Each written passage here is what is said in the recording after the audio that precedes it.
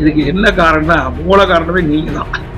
நீங்க சரியான முறையில ஒளிபரப்பு செஞ்சு சரியான முறையில செய்தி வெளியிட்டீங்களா? இப்படிப்பட்டவர்கள்லாம்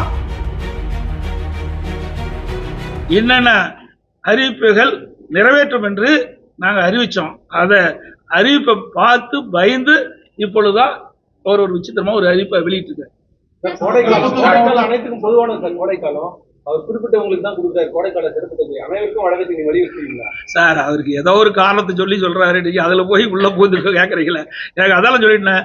கோடைக்காலம் இப்பதான் வந்ததா? 22ஆம் ஆண்டு வந்தது, 23ஆம் ஆண்டு வந்தது, 24ஆம் ஆண்டு வந்தது, 25ஆம் ஆண்டு வந்தது. இந்த ஆட்சி வந்த பிறகு 4 கோடைக்காலம் வந்துடுது. இப்ப 5வது கோடைக்காலம். இந்த கோடைக்காலம் தேர்தலை நோக்கி இருக்கின்ற கோடைக்காலம்.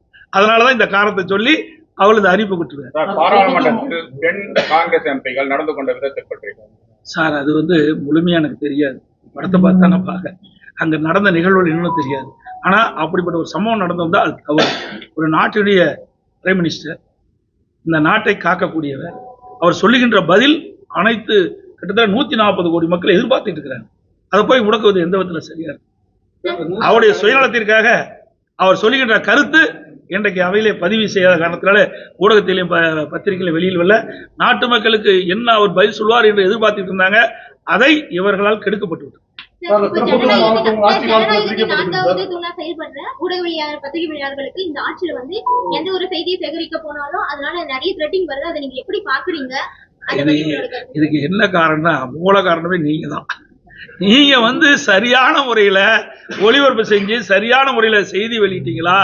இப்படிப்பட்டவர்கள்லாம் அடங்கி இருப்பாங்க. இவர்கள் ஊடகம் பத்திரிகையும் இவர்களை ரிஜெக்ட் பண்றாங்க. இவர்கள் ஏதோ ஒரு சர்வாதிகாரி ஆட்சி நடத்துற மாதிரி நினைச்சிட்டு இருக்காங்க. அதனாலதான் இப்படிப்பட்ட நிகழ்வு நடக்குது. உண்மை செய்தி வெளியிடுங்க. நாங்க ஆளுங்கட்சியா இருக்கும்போது எங்களை பத்தி தான் விமர்சனம் பண்ணீங்க. எதிர்கட்சியா இருக்கும் போதும் ஊடக நம்பர்களும் பத்திரிகைகளும் எங்களை பற்றி தான் விமர்சனம் செய்யறீங்க. விமர்சனம் செய்யுங்க. நாங்க அதெல்லாம் கவலைப்படுறதே கிடையாது. எங்களை பொறுத்த வரைக்கும் எங்களுடைய தலைவர்கள் காட்டிய வழியில் நாங்கள் சென்றுட்டு இருக்கிறோம். ஆனா திமுக அப்படிப்பட்ட கட்சி அல்ல. முதல் ஊடக நம்பர்கள் பத்திரிகை புரிஞ்சுக்கங்க. தவறு இருந்தா தவற உடனே சுட்டி காட்ட வேணும்.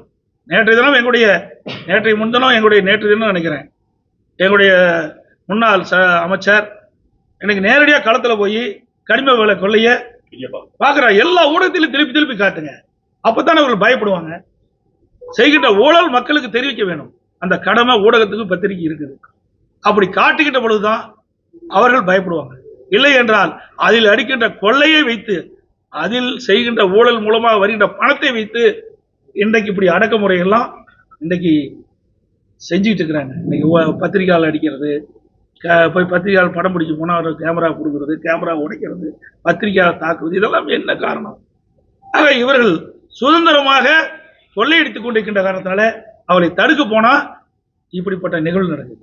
இதற்கு நீங்க ஊடகங்களும் பத்திரிகை நிபுணர்களும் அவ்வப்போது திமுகவில் நடைபெறுகின்ற இந்த முறைகேடுகளை படம் பிடித்து மக்களுக்கு காட்டினால் உங்களுக்கு மக்கள் பக்க பலமாக இருப்பாங்க, நாங்களும் பக்க பலமாக இருப்போம். அறிந்து கொள்ள கீழ்கண்ட கேபிள் மற்றும் டிடிஹெச் நெட்வொர்க்குகளில் எம்நாடு செய்தி தொலைக்காட்சியை காணுங்கள்.